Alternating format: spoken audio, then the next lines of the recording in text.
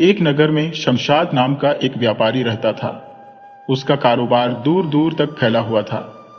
वह बेहद अमीर था, लेकिन कंजूसी में भी बेमिसाल था।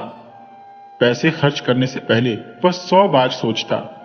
शमशाद इतना कंजूस था कि भोजन में सूखी रोटी और बस एक ही सब्जी खाता। घर में साधारण कपड़े पहनता और नौकर चाकर भी नहीं रखता। उसकी पत्नी ही सारा काम खुद करती। शमशाद के कोई संतान नहीं थी। जहां भी जाना होता पैदल ही जाता। नगर में सब जानते थे कि वह बहुत धनी है, लेकिन उतना ही कंजूस भी। लोग उसे मक्खी चूस कहकर बुलाते। वह जो भी कमाता सोने के सिक्कों में बदलवा लेता। उसके घर के पीछे एक बड़ा बगीचा था, जहां वह सुबह शाम सैर करता। उसी बगीचे के एक पेड़ के नीचे उसने मिट्टी में एक बड़ा घड़ा दबाकर रखा था, जिसमें वह अपनी जमा पूंजी छिपाता। घर में सिर्फ एक दिया जलता था। यदि किसी और कोने में रोशनी चाहिए होती तो वही दिया उठा ले जाते। अपनी इस दौलत की बात उसने किसी से नहीं कही, यहां तक कि उसकी पत्नी भी अनजान थी। वह तो यही समझती थी कि उसके पति का कारोबार मंदा चल रहा है, इसलिए वे रूखा सूखा खाते हैं। शमशाद की पत्नी सीधी सादी और घर की चारदीवारी में सिमटी रहने वाली महिला थी। उसे यह भी नहीं पता था कि नगरवासी उसके पति को कंजूस मक्खी चूस कहते हैं। उसकी इच्छा थी कि वह नए कपड़े और गहने पहने, मगर पति की कमाई कम समझकर वह कोई मान नहीं रखती। अगर कभी भोजन बच जाता तो शमशाद उसे फेंकने नहीं देता, बल्कि अगले समय उसी से पेट भरता। जूते चप्पल पहनने में भी वह कंजूसी करता। कहता, जितना कम पहनूंगा उतने लंबे समय तक टिकेंगे। घर के अंदर जूते पहनने को वह व्यर्थ समझता। बाल कटवाने जाता तो इतने छोटे करवा लेता कि 6 महीने तक नाई के पास न जाना पड़े। घर के दरवाजे और खिड़कियां तब तक नहीं खोलता जब तक अत्यंत आवश्यक न हो, क्योंकि बार बार खोलने से किवाड़ घिस सकते थे। हर रोज पैसे बचाने और कंजूसी की नई तरकीबें सोचता। पर एक बात तय थी, सुबह शाम अपने बगीचे में टहलने जरूर जाता। उसकी पत्नी सोचती थी कि शमशाद अपनी सेहत की खातिर बगीचे में जाता है, परंतु शमशाद का कुछ अलग ही मकसद था। वह लगभग हर रोज अपने धन को रखने या उसे देखने जाता। यदि संभव होता तो सिक्कों को गिनता, और यदि जल्दी में होता तो केवल मिट्टी हटाकर अशर्फियों को निहारता, फिर मटका बंद कर लौट आता। यह सिलसिला लंबे समय तक चलता रहा। एक दिन एक चोर ने बगीचे की दीवार से शमशाद को पेड़ के नीचे धन छिपाते देख लिया। उसकी नजर उसी धन पर अटक गई और उसने रात होने का इंतजार किया। रात होते ही वह चुपचाप बगीचे में घुसा, पूरे मटके की अशर्फियां निकाल ली और फरार हो गया। सुबह जब शमशाद बगीचे में सैर करने पहुंचा तो जैसे ही पेड़ के पास आया, उसका कलेजा धक से रह गया। जहां मटका दबा था वहां खुदी हुई मिट्टी और खाली मटका पड़ा था। वह तुरंत घर जाकर पहले अपनी पत्नी और फिर पुलिस को खबर देना चाहता था, परंतु दुख और घबराहट के कारण उसके पैर आगे बढ़ने से इनकार कर रहे थे।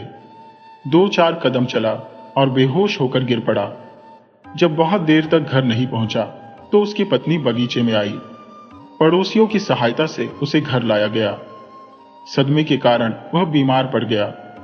रोज वैद्य इलाज के लिए आता, परंतु कोई लाभ नहीं हो रहा था। जब शमशाद ने पत्नी को चोरी के बारे में बताया तो वह सुनकर हैरान रह गई और खुद भी दुखी रहने लगी। शमशाद की बीमारी का हाल सुनकर उसका परम मित्र घनश्याम मिलने आया। जब उसने शमशाद की आपबीती सुनी तो वह समझ गया कि बीमारी का कारण धन की चोरी का सदमा है। उसने तुरंत वैद्य का इलाज बंद करवा दिया और शमशाद से पूछा, तुमने धन कहां रखा था और उसे क्यों इकट्ठा कर रहे थे? शमशाद बोला, अपने लिए। घनश्याम ने फिर पूछा, कैसे? तुम तो अपने लिए धन खर्च भी नहीं करते थे। शमशाद बोला, अपने भविष्य के लिए जोड़ रहा था, ताकि जब मैं बूढ़ा हो जाऊं तो काम आए, और यदि मुझे संतान हो जाए तो उसे मेरी संपत्ति और खजाना मिल सके। घनश्याम मुस्कुराया और बोला, जब तुम इस उम्र में धन का उपयोग नहीं कर रहे थे तो बुढ़ापे में उसका मोह कैसा? अच्छा, अब मेरी बात मानो और भूल जाओ कि तुम्हारा धन चोरी हुआ। जैसे पहले रूखा सूखा खाते थे वैसे ही खाते रहो। जैसे पहले सादे कपड़े पहनते थे वैसे ही पहनते रहो। शमशाद ने जल्दी से बात काटी। यह कैसे हो सकता है? मेरा धन चला गया, मैं कैसे शांत रह सकता हूं? घनश्याम ने फिर समझाया। मित्र, जिस धन का तुम्हारे लिए कोई उपयोग नहीं था वह बेकार ही था। अब वह तुम्हारे पास रहे या किसी और के पास, इससे क्या फर्क पड़ता है? हो सकता है कि चोर उस धन का उपयोग अपने परिवार के लिए कर रहा हो। अब तुम यही सोचो कि वह धन वही मटके में रखा हुआ है, और यदि पहले जैसी ही जिंदगी बितानी हो तो वैसे ही बिताओ। यदि इस चोरी से कुछ शिक्षा मिली हो तो आगे से जितनी कमाई करो उसे अपने और भाभी के सुख के लिए खर्च करो। कल का क्या भरोसा? पहली बात तो यह कि तुम्हारी कोई संतान है ही नहीं, और यदि हो भी जाए तो उसके लिए धन इकट्ठा करके खुद को दुखी क्यों करना? यदि संतान लायक होगी तो खुद ही कमा लेगी, और मुफ्त में मिली हुई दौलत से तो संतान अक्सर बिगड़ जाती है। वह उस धन को अय्याशी में बर्बाद कर देती है। शमशाद को अपने मित्र की बात समझ में आने लगी। धीरे धीरे वह चुस्त और स्वस्थ हो गया। उसे एहसास हुआ कि जो मजा खर्च करने में है वह जोड़कर रखने में नहीं। इसके बाद वह अपनी कमाई से उचित खर्च करने लगा और पत्नी के साथ सुख और आराम से दिन बिताने लगा। लुभाव नगर गांव में 4 मित्र रहते थे। उनमें सबसे खास था ब्राह्मण भोजन भट्ट। हालांकि यह उसका असली नाम नहीं था, लेकिन खाने पीने की उसकी हरकतों के कारण लोग उसे इसी नाम से बुलाते थे। वैसे तो यह ब्राह्मण बड़ा ही संकोची और डरपोक आदमी था, परंतु खाने के मामले में उसे पेट फटने का डर भी नहीं सताता था और न ही कोई संकोच करता था। वह इतना भयंकर पेटू था कि किसी भी व्यास या शादी समारोह में जाता तो इतना खा लेता कि उसके लिए घर तक पैदल चलना भी मुश्किल हो जाता। तब उसका बेटा उसे बैलगाड़ी में बिठाकर घर पहुंचाता था। एक दिन भोजन भट्ट ने अपने तीनों मित्रों को अपने घर भोजन के लिए आमंत्रित किया। वे तीनों मित्र हैरान हुए, फिर भी समय पर पहुंच गए। घर पर भजन कीर्तन हो रहा था।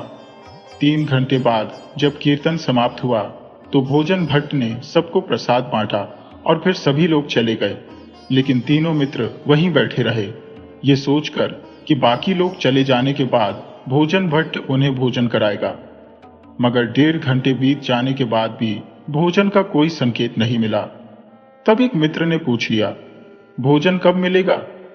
ये सुनकर भोजन भट्ट हंसते हुए बोला, भोजन? कैसा भोजन?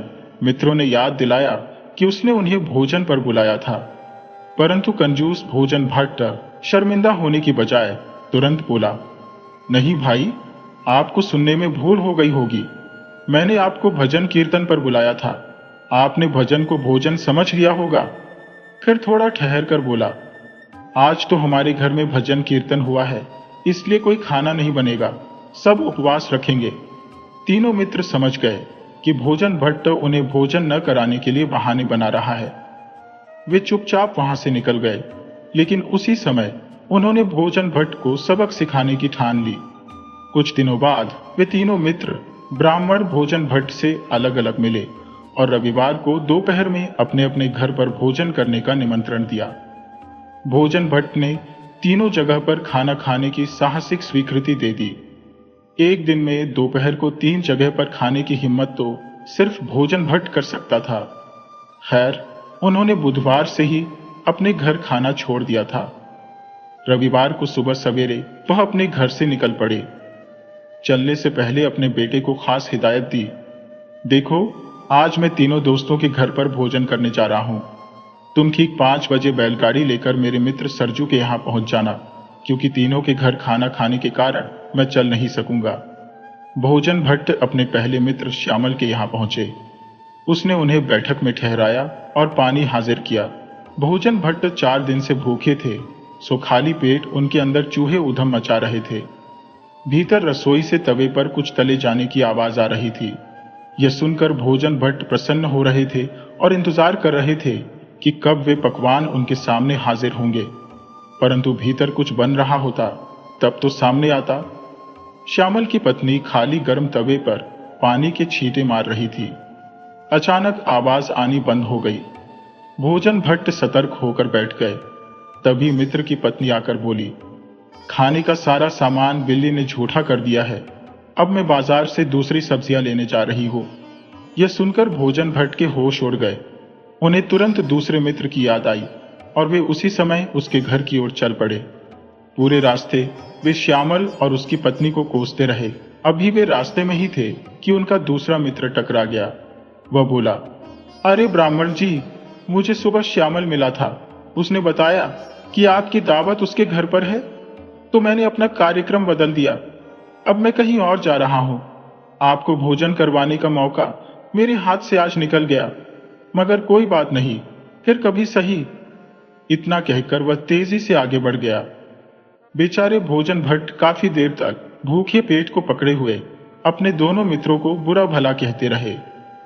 फिर कुछ हिम्मत बटोरकर वे तीसरे मित्र सरजू के घर की ओर चल पड़े। सरजू तो उनके इंतजार में बैठा था। वह तुरंत उन्हें घर के अंदर ले आया और बोला, अरे ब्राह्मण जी, मुझे पता चला है कि बाकी दोनों मित्रों ने भी आपको भोजन का निमंत्रण दिया था। अब मैं आपके पेट के साथ अन्याय तो नहीं कर सकता। अभी उसकी बात पूरी भी नहीं हुई थी कि उसकी पत्नी शरबत ले आई। वह दोनों आंगन में जाकर बैठ गए ताकि खुली हवा का आनंद ले सके। आंगन में बैठते ही भोजन भट्ट ने मरी हुई आवाज में कहा, नहीं, मैंने उनके यहां भोजन नहीं किया। मैंने फैसला किया है कि खाना मैं तुम्हारे घर पर ही खाऊंगा। तभी सरजू की पत्नी आई और बोली, देखिए, मैं जरा मायके जा रही हूं, शाम को देर से लौटूंगी। इतना कहकर वह तुरंत वहां से चली गई। सरजू पीछे से चिल्लाता रह गया, अरे सुनो तो। परंतु पत्नी ने मुड़कर नहीं देखा।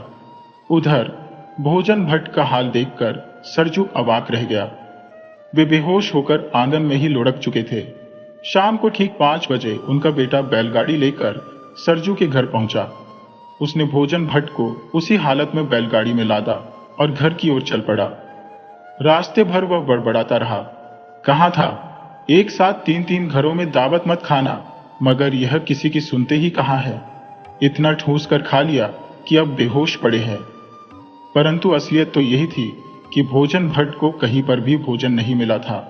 इसके बाद जब वे अपने घर पहुंचे तो होश में आने के बाद भरपेट भोजन किया। उस दिन के बाद से भोजन भट्ट ने मुफ्तखोरी और कंजूसी से तौबा कर ली।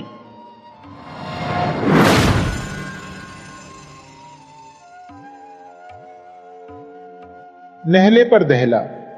एक शाम गोनू झा अपने तालाब के पास टहल रहे थे। मंद मंद बयार बह रही थी। गांव के घरों से धुआं उठने लगा था। पनिहारी ने कुओं से पानी लेकर अपने घरों की ओर जा रही थी। कभी कभी कुछ हलवाहे अपने हल और बैल के साथ खेतों से निकलकर पगडंडियों से गुजरते दिख पड़ते थे। तालाब के पास से जब वे गुजरते तो बैलों के गले में बंधी घुंघरुओं की पट्टी से मधुर ध्वनि निकलती और पेड़ों के झुरमुट में बैठी चिड़ियों की चहचहाहट के साथ मिलकर एक संगीत मिश्रित शोर पैदा करती। शाम का यह मंजर बहुत मनभावन था। गोनू झा शाम के इस सौंदर्य को निहारते हुए कुछ गुनगुना रहे थे। तभी दूर से आते युवराज को देखकर गोनू झा की तंद्रा भंग हुई। वे चकित से देख रहे थे कि महाराज का किशोर पुत्र उनकी तरफ ही तेज तेज चलते हुए आ रहा है। गोनू झा के लिए यह अप्रत्याशित था कि महाराज का बेटा गांव की पगडंडियों से पांव पैदल चलता हुआ इस तालाब तक आए, मगर यह सच था। थोड़ी ही देर में राजा का बेटा उनके सामने खड़ा था। गोनू झा ने उसकी ओर देखा। युवराज हांफ सा रहा था। तेज चलने के कारण उसकी सांसें फूल गई थी। युवराज ने गोनू झा के पास पहुंचकर उन्हें नमस्कार किया। गोनू झा ने युवराज की ओर देखकर मुस्कुराते हुए पूछा, क्या बात है युवराज, गांव की सैर के लिए निकले हो? युवराज ने अपनी सांसों पर काबू पाते हुए कहा, पंडित जी, मुझे कोई सच सा लगने वाला ऐसा झूठ बताइए जिससे बड़ा कोई दूसरा झूठ नहीं हो। युवराज की बात सुनकर गोनू झा हतप्रभ रह गए। अरे ऐसा क्या है युवराज, अचानक आपको यह क्या सूझी कि एक झूठ की तलाश में गांव चले आए? गोनू झा ने पूछा। हालांकि गोनू झा समझ चुके थे कि जरूर कोई ऐसी घटना हो गई है जिससे युवराज परेशान हैं और खुद चलकर उनके पास आए हैं। युवराज ने उनकी ओर अनुनय भरी दृष्टि से देखा और कहा, बस पंडित जी, मुझे आप कोई ऐसा झूठ बताइए जिसकी कोई काट नहीं हो। गोनू झा ने युवराज की बेकली भांप ली और उसका कंधा थपथपाते हुए बोले, युवराज, आपको झूठ सुनना है तो मैं जरूर सुनाऊंगा, लेकिन यदि आप मुझे बता दें कि आप ये झूठ क्यों सुनना चाहते हैं तो शायद मैं आपके लिए ज्यादा अनुकूल झूठ बता पाऊं। आइए घर चलते हैं, वहीं बैठकर बातचीत करते हैं और आपकी जरूरत समझकर कोई झूठ भी आपको बता दूंगा। गोनू झा अपने साथ युवराज को लेकर अपने घर आ गए।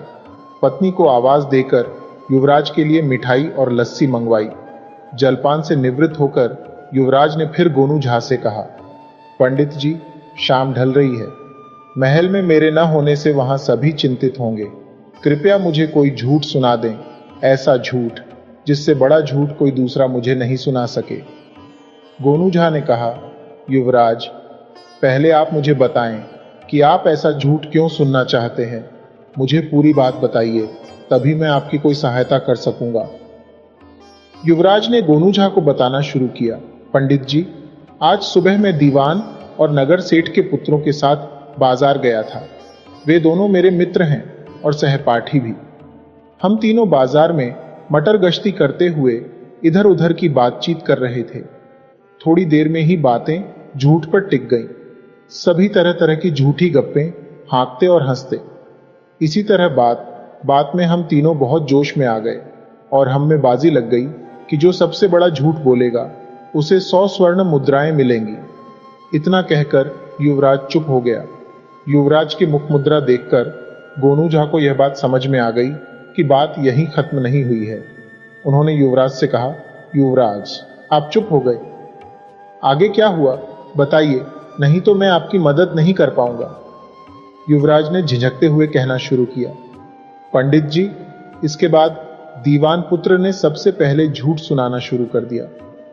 उसने कहा, आज से 100 साल पहले मेरे परदादा यहाँ के राजा थे और आज जो मिथिला नरेश हैं उनके परदादा बहुत गरीब थे, निर्धन। इधर उधर टहल टिकोला करते उनकी जिंदगी गुजर रही थी।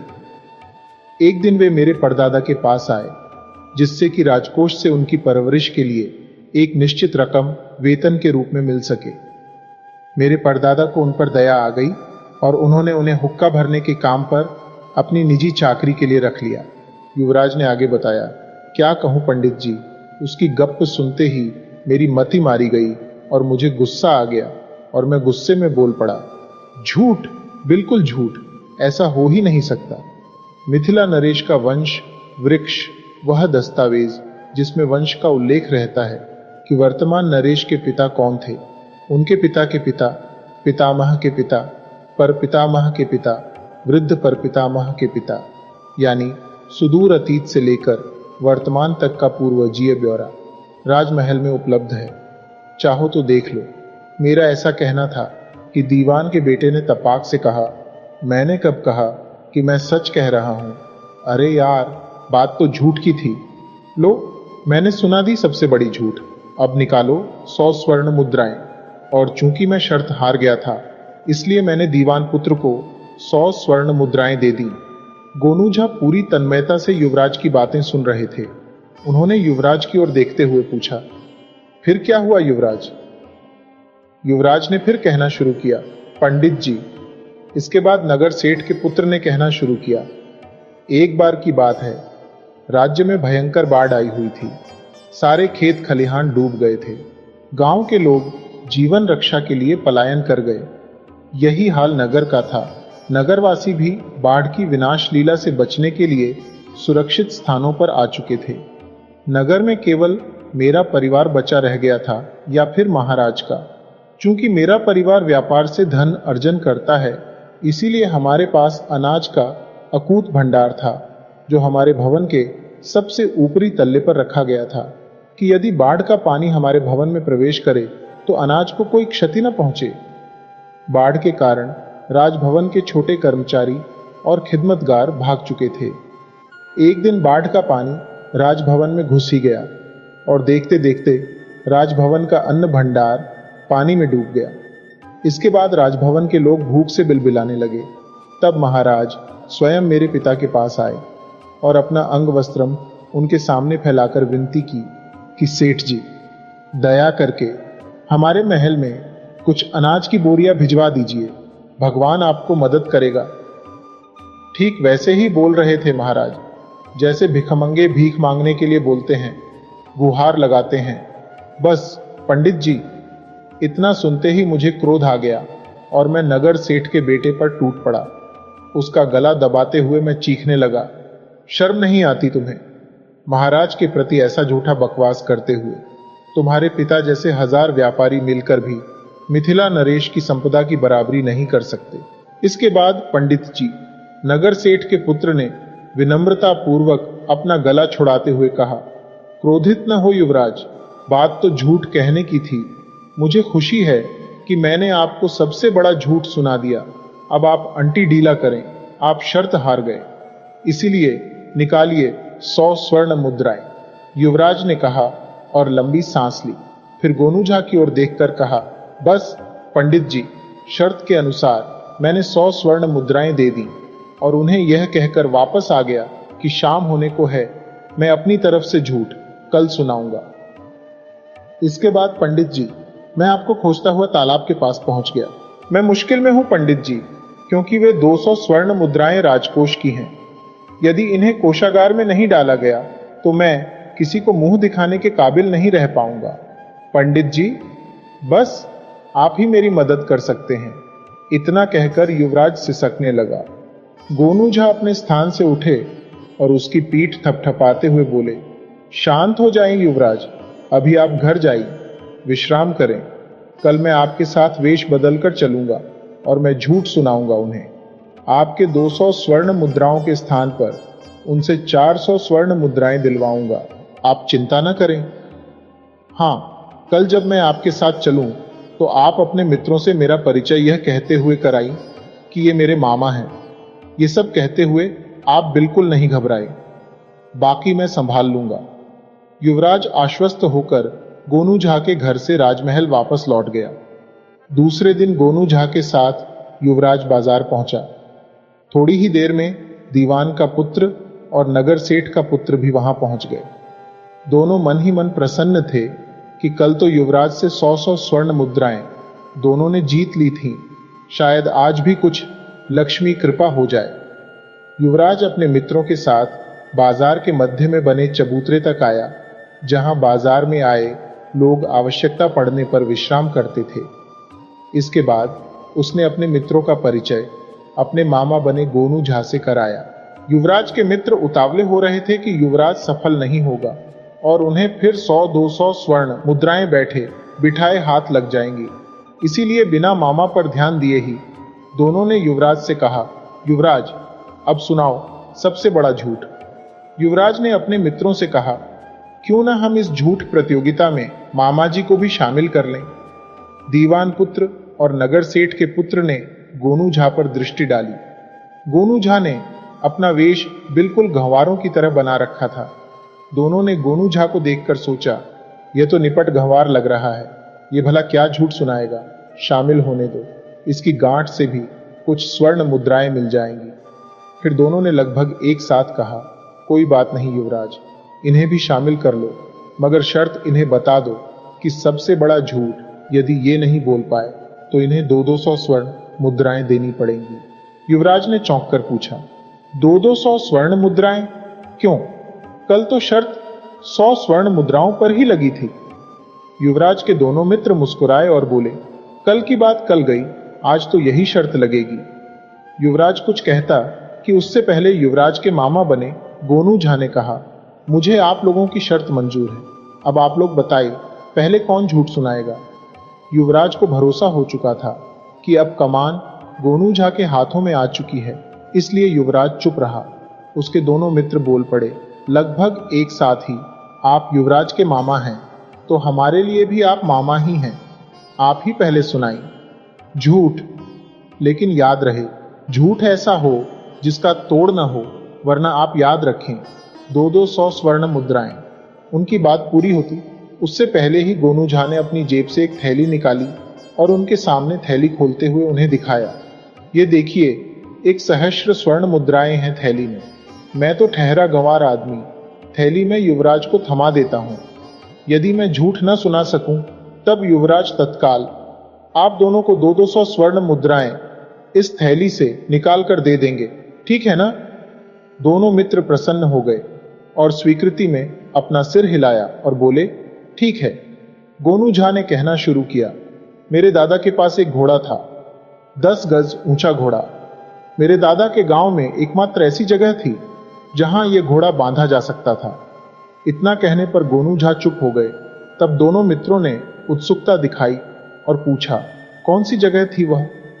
वह जगह थी गांव के 300 साल पुराने वट वृक्ष की छतनार डालियों के नीचे, क्योंकि हमारे इलाके में आम घरों की ऊंचाई 2 गज होती थी और पेड़ आदि भी बहुत हुए तो 3-4 गज ऊंचे, बस, और घोड़ा 10 गज का।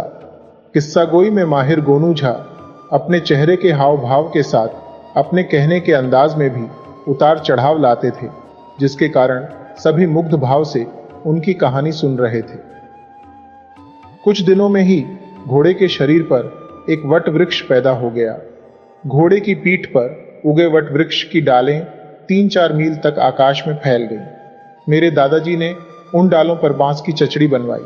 मजबूत चचड़ी पर 10 फीट मिट्टी डलवा दी। इस तरह दादाजी ने घोड़े की पीठ पर उगे वट वृक्ष को 3 मील लंबे और 3 मील चौड़े समतल भूतल के रूप में बदल लिया और वे उस पर खेती करने लगे। सिंचाई की आकाशीय व्यवस्था थी, मतलब कि जहां कहीं भी पानी बरसता दादाजी घोड़े को वहां ले जाते। घोड़े के साथ साथ खेत भी वर्षा वाले स्थान पर पहुंच जाता और खेत में लगी फसलों की सिंचाई हो जाती। इतना कहकर गोनू झा चुप हो गए और सुरती निकालकर अपनी हथेली पर अंगूठे से रगड़ने लगे। सभी युवक उनकी इस अजीबो गरीब कहानी दिलचस्पी से सुन रहे थे। उन्हें चुप देखकर वे पूछने लगे, फिर क्या हुआ मामा जी? गोनू झा ने सुरती अपने होठों में दबाते हुए कहा, एक बार दादाजी के राज्य में भयानक सूखा पड़ा। खेत में बीज ठरप गए, दूर दूर तक हरियाली झुलस गई, पेड़ ठूंठ बन गए। लोग त्राही त्राही करने लगे, लेकिन घोड़े की पीठ पर उगे वट वृक्ष पर बने खेत की फसलें लहलहा रही थीं। जहां कहीं भी बरसात होती, दादाजी घोड़े की पीठ पर सवार होकर घोड़े को वहां ले जाते। सारे राज्य में अनाज भंडार रिक्त हो गए, लेकिन हमारे दादाजी का अनाज भंडार अनाज से ठसाठस भरा हुआ था। सूखे के कारण जो तबाही पैदा हुई थी, उसे नगर सेठ के दादा और दीवान जी के दादा भी प्रभावित हुए थे। एक दिन वे दोनों मेरे दादाजी के पास आकर रोने लगे और बताने लगे कि उनका परिवार अनाज के अभाव में भूखों मर रहा है। उनका रुदन सुनकर मेरे दादाजी को दया आ गई और उन्होंने दीवान के दादा को 1000 मन गेहूं, 1000 मन चावल और 500 मन दाल देकर उसका कागज बनवा लिया कि जब उनके पास इतना अनाज हो जाएगा तब वे मेरे दादाजी को वह अनाज वापस कर देंगे। मेरे दादाजी ने नगर सेठ के दादाजी को भी इतना ही अनाज दिया और उसके दस्तावेज बनाकर उनसे अंगूठे का निशान लगवा लिया कि जब उन्हें उनका अनाज वापस मिल जाएगा तब वे दस्तावेज नष्ट कर देंगे। तब से हमारी 2 पीढ़ी गुजर गई और अब वह दस्तावेज मेरे पास आया है। नगर सेठ और दीवान ने अब तक हमारे दादाजी का अनाज वापस नहीं किया है। दीवान और नगर सेठ के पुत्रों ने जब गोनू झा की कथा सुनी तो वे युवराज की तरफ देखते हुए बोले, कसम से ये आदमी झूठा है, ऐसा कभी नहीं हुआ, भला 10 गज का भी घोड़ा हो सकता है।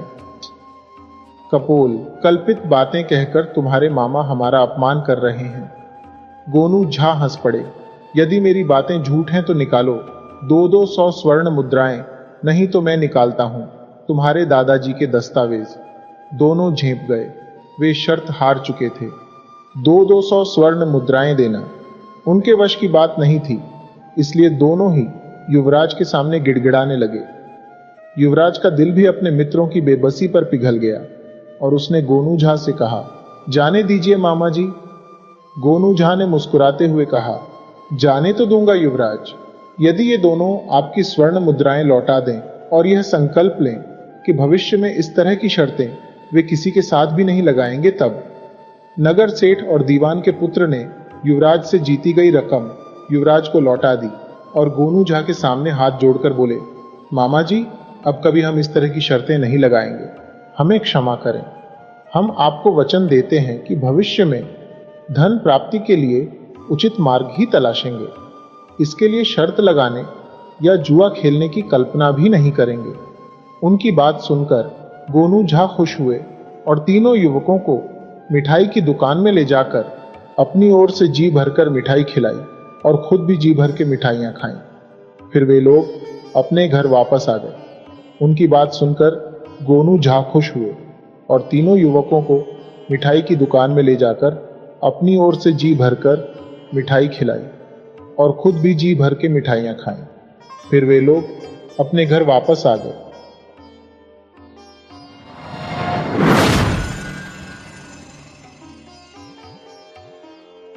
लालच बुरी बला है भाई।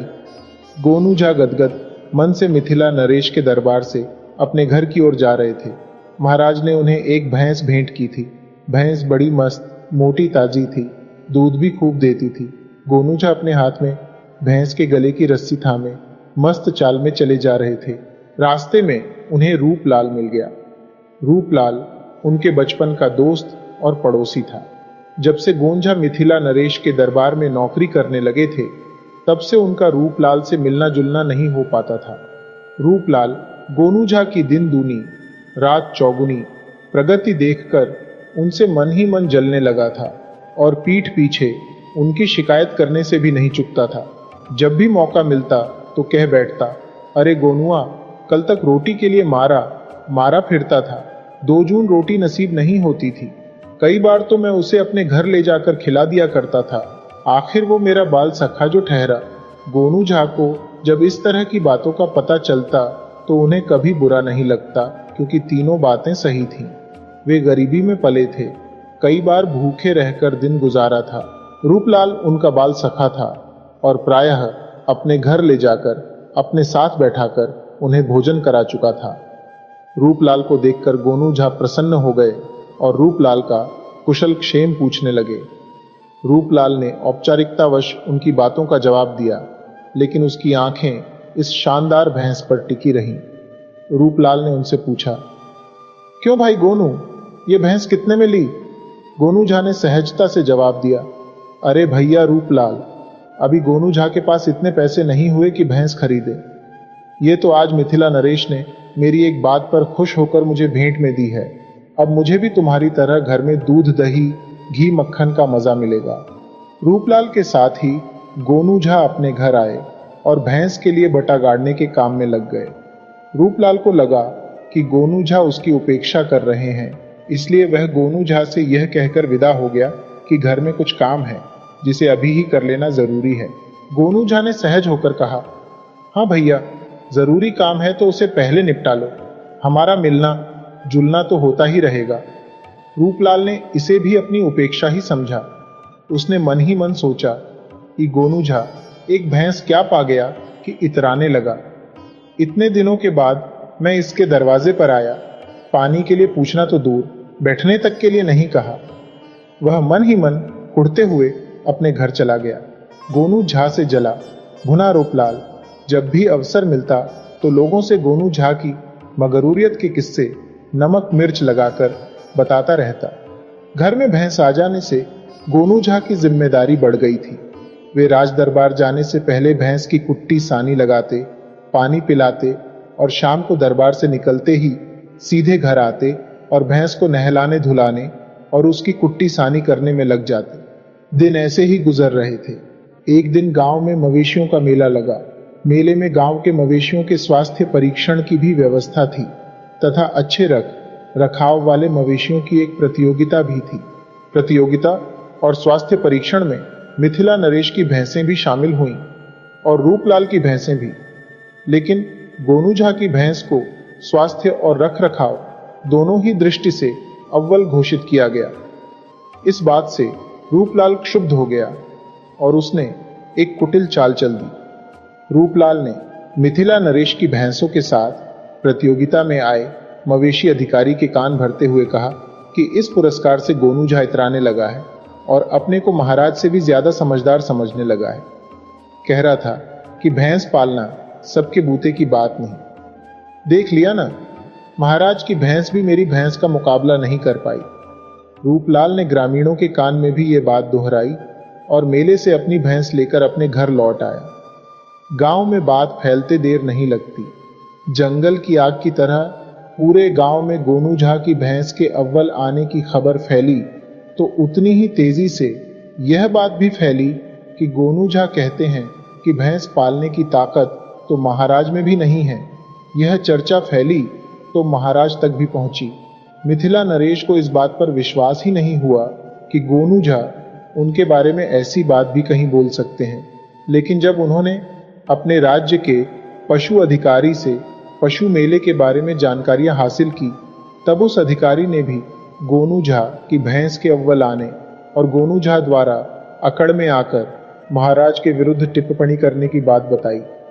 अब मिथिला नरेश को अपने अधिकारी की बात पर विश्वास नहीं करने का कोई कारण नहीं रहा। गुप्तचरों से तो उन्हें पहले ही गोनू झा के गांव में फैली चर्चा के बाबत जानकारी हो चुकी थी। क्रोध में आकर मिथिला नरेश ने गोनू झा की भैंस को मरवा देने का आदेश अपने खास प्रहरियों को दे दिया। इस बीच गोनू झा को भी गांव में उड़ी अफवाह का पता चल चुका था। वे इस अफवाह के बारे में महाराज को सफाई देते उससे पहले ही उनकी भैंस मरवा दी गई। गोनू झा सकते में आ गए। उन्होंने किसी से कुछ नहीं कहा, महाराज से भी नहीं। चमार को बुलाकर उन्होंने भैंस की खाल उतरवा ली और भैंस के शव को खेत में गड़वा दिया। भैंस की खाल को लेकर गोनू झा गांव के सरहद के पार पहुंचे और वहां एक बरगद के पेड़ पर चढ़कर भैंस की खाल को पेड़ की डालों पर पसार दिया। वे रोज रात को उस पेड़ के पास पहुंचते और पेड़ पर चढ़कर भैंस की खाल को छूकर संकल्प लेते कि जब तक इस भैंस को मरवाने वालों से वे बदला नहीं लेंगे तब तक रात को चैन की नींद नहीं सोएंगे। इसी तरह 7 दिन बीत गए। 8वें दिन अमावस की रात आई। गोनू झा पेड़ पर चढ़े हुए थे कि कुछ चोर पेड़ के नीचे आकर बैठ गए। गोनू झा ने ऊपर से ही अनुमान लगाया कम से कम 4 चोर होंगे। चोरों में से एक ने ढिबरी जला ली और ढिबरी की हल्की रोशनी में वे चोरी का माल आपस में बांटने लगे। गोनू झा भैंस की खाल थामे थोड़ा सा झुककर यह देखने की कोशिश करने लगे कि चोर आपस में क्या बांट रहे हैं। गोनू झा के झुकते ही चोरों ने एक थैली पलटी और थैली से अशर्फियां गिरने लगी। छन छन छनाक, छनन छनन। अशर्फियों की दमक से गोनू झा विस्मित हो गए और डाल से उनका पांव फिसल गया। पेड़ से गिरने से बचने की कोशिश में शरीर का संतुलन बनाए रखने के लिए उन्होंने भैंस की खाल छोड़ दी और पेड़ की एक डाल पकड़ ली। यह सब इतनी तेजी से घटित हुआ कि गोनू झा को भी समझ में नहीं आया कि क्या कुछ घटित हो गया। भैंस की खाल पेड़ पर धूप में सूख कर खड़ी हो चुकी थी। गोनू झा के हाथ से छूटते ही यह खाल पेड़ की डाल पर पत्तों से टकराती अजीब आवाज पैदा करती हुई चोरों पर गिरी। चोर इसे प्रेत लीला समझकर वहां से डरकर सिर पर पैर रखकर भागे। गोनू झा ने देखा चोर बिना पीछे मुड़े भागते जा रहे हैं और अंततः घने अंधकार में विलीन हो गए। काफी देर तक गोनू झा पेड़ की डाल पर बैठे अपने को संयत करते रहे। जब उन्हें भरोसा हो गया कि चोर अब वापस नहीं आएंगे, तब उन्होंने चोरों का असबाब देखा जिसके बंटवारे के लिए पेड़ के नीचे एकत्रित हुए थे। गोनू झा की खुशी का ठिकाना नहीं था। उनके सामने स्वर्ण मुद्राओं की ढेर सी लगी थी और जेवरों की थैलियां पड़ी थी। गोनू झा के सामने समस्या थी कि यह धन वे कैसे लेकर अपने घर जाएं। अंततः उन्होंने अपना कुर्ता उतारा और उसके गले वाले भाग को बांधकर उसमें सारा धन समेट लिया और फिर अच्छी तरह गांठ लगाकर सिर पर रख लिया और अपने घर वापस आ गए। घर पहुंचते पहुंचते सवेरा होने लगा।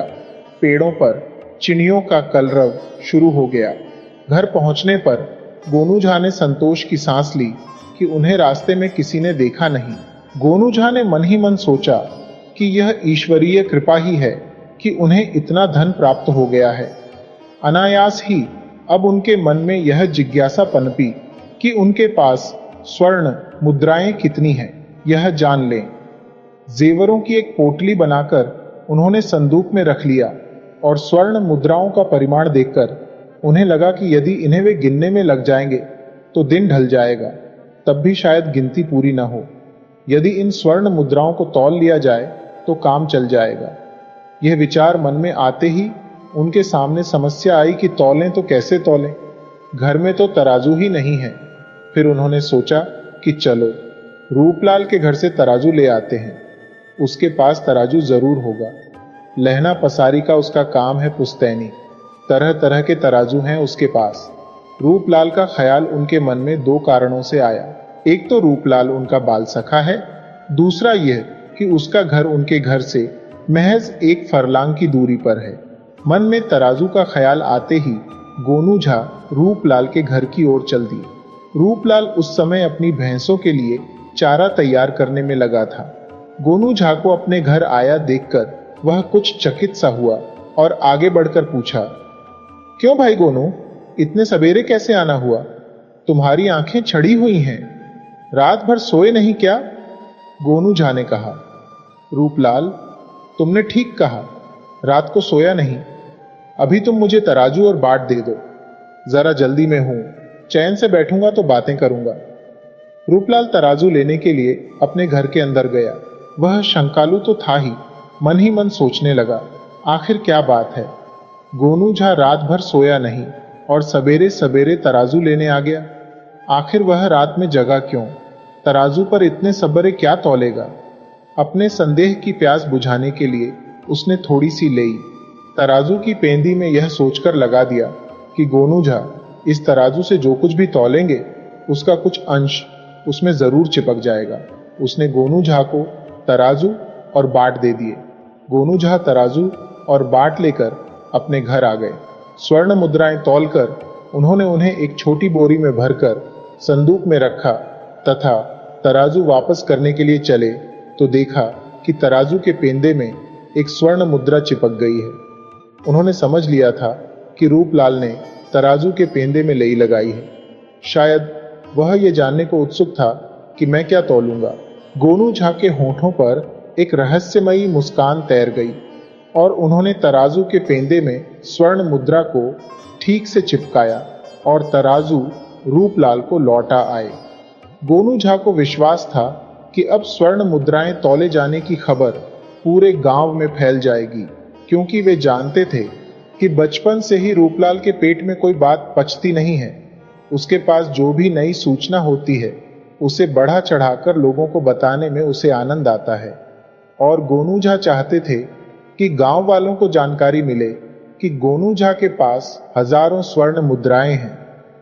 हुआ भी यही। दिन चढ़ते ही गोनू झा के पास बधाई देने के लिए लोग आने लगे। उनका मकसद बधाई देना कम, यह जानना जरूरी था कि आखिर गोनू झा के पास इतना धन आया तो आया कहां से कि स्वर्ण मुद्राएं गिनने की जगह उन्हें तौलना पड़ा। रूपलाल भी उन जिज्ञासुओं में था। गोनू झा ने अपने दरवाजे पर खड़े ग्रामीणों को देखा तो मन ही मन सोचने लगे, ये वही लोग हैं जिनके द्वारा उड़ाई गई अफवाह के चलते उनकी प्यारी भैंस को महाराज ने मरवा दिया। अंततः रूपलाल ने जब उनसे बचपन की दोस्ती का वास्ता देकर धन का रहस्य जानना चाहा, तब गोनू झा बोले, भाई रूपलाल, तुमसे क्या छुपाना? भैंस के मरने के बाद मैंने उसकी खाल उतरवा ली थी, क्योंकि मुझे मालूम था कि गांव के बाहर बरगद के पेड़ पर एक पिशाच रहता है। उसे भैंस की खाल बहुत भाती है और वह भैंस की खाल के लिए जितना चाहो उतना धन देता है। मैं रोज रात को बरगद के पेड़ के पास भैंस की खाल लेकर जाता था। कल अमावस की रात को वह पिशाच मुझे मिल ही गया और उसके बाद उसने मुझसे भैंस की खाल लेकर मुझे स्वर्ण मुद्राएं दी।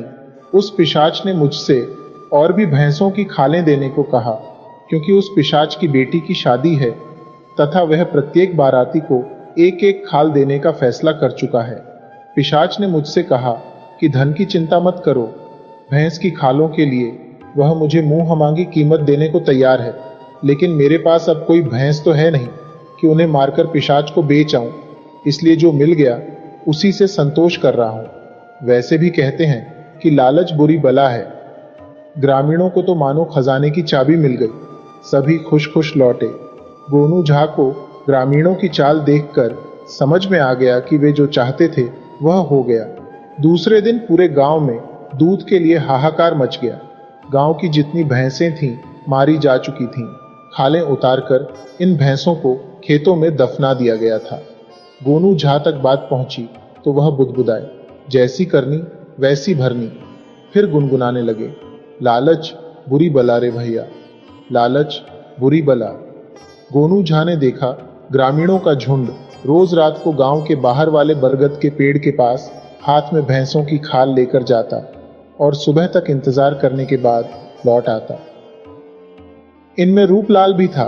गोनू झा उन्हें देखकर मन ही मन खूब हंसते और मस्ती में आकर गुनगुनाने लगते, लालच बुरी बला रे भैया, लालच बुरी बला। अंततः अमावस की रात भी आकर गुजर गई। ग्रामीणों की भैंस की खाल खरीदने के लिए कोई पिशाच नहीं आया। बरगद के पेड़ के पास जो सन्नाटा पसरा था, पसरा ही रहा। एक के बाद दूसरी अमावस की रात जब यूं ही गुजर गई, तब ग्रामीणों ने खुद को ठगा हुआ महसूस करना शुरू कर दिया। दूध के अभाव में गांव में त्राही त्राही मची थी और प्रायः सभी गांव वालों के खेतों से भैंस के शवों के सड़ने के कारण सड़ांध की भभक पैदा होने लगी थी। हारे और क्रोध से उफनते ग्रामीणों का जत्था अब और प्रतीक्षा करने की स्थिति में नहीं था। उनके सब्र का बांध टूट चुका था। वे सब गोलबंद होकर मिथिला नरेश के दरबार में अपनी फरियाद लेकर गए। महाराज से उन्होंने कहा, महाराज, गोनू झा के कारण आज गांव में एक भी भैंस जीवित नहीं है। हमने उसके बहकावे में आकर अपनी भैंसें मार डाली, दूध के लिए तरस रहे हैं और गोद के बच्चे दूध कट्टू हो रहे हैं। मवेशियों के शवों के सड़ने से पूरे गांव में संक्रामक रोग फैलने का खतरा पैदा हो गया है। महाराज को गोनू झा पर बहुत गुस्सा आया। प्रहरी को भेजकर उन्होंने गोनू झा को दरबार में हाजिर होने को कहा। गोनू झा मानसिक तौर पर इस स्थिति के लिए तैयार थे। वे महाराज के दरबार में हाजिर। महाराज ने ग्रामीणों द्वारा उनके ऊपर लगाए गए अभियोग के बारे में उनसे जवाब तलब किया तो गोनू झा ने मुस्कुराते हुए अपनी सहज भंगिमा में कहा, महाराज, इनसे आप यह पूछे कि क्या मैंने इन्हें भैंसों को मारने की सलाह दी। ये मुझसे यह पूछने आए थे कि मेरे पास अकूत धन कहां से आया। चूंकि इनका प्रश्न कपोल कल्पित था, इसलिए मैंने इन्हें भैंस की खाल की कथा सुना दी, यानी कपोल कल्पित प्रश्न का कपोल कल्पित उत्तर दे दिया। और महाराज, इन्हें कथा सुनाने के बाद मैंने यह नीति वाक्य कई बार दोहराया कि लालच बुरी बला है भाई, लालच बुरी बला। मगर इन्हें भूत प्रेतों पर विश्वास है, पिशाचों और वेतालों के अस्तित्व को ये स्वीकारते और पूजते हैं। इसलिए इन अंधविश्वास वाले मस्तिष्क में लालच नहीं करने की सलाह का भी कोई अर्थ नहीं पनपा। अब आप ही कहें महाराज कि क्या मैं इनकी करने का दोषी हूं? यदि आपको मैं दोषी लगूं तो आप जो चाहे सजा दे लें मुझको। महाराज ने ग्रामीणों के जत्थे की ओर देखा। सभी चुप थे, आंखें नीची किए खड़े। महाराज समझ गए कि ग्रामीणों ने अपनी लालच में भैंस गंवाई है। उन्होंने गोनू झा को ससम्मान वापस भेज दिया, जबकि ग्रामीणों को उनकी मूर्खता के लिए फटकार लगाई। ग्रामीण महाराज के पास से अपना सा मुंह लेकर लौटे। महाराज ने राज्य की ओर से गांव के बच्चों के लिए दूध की व्यवस्था करा दी, क्योंकि यह उनका राजधर्म था। और गोनू झा मस्ती में गुनगुनाते हुए अपने घर की ओर जा रहे थे, लालच बुरी भला है भैया, लालच बुरी बला।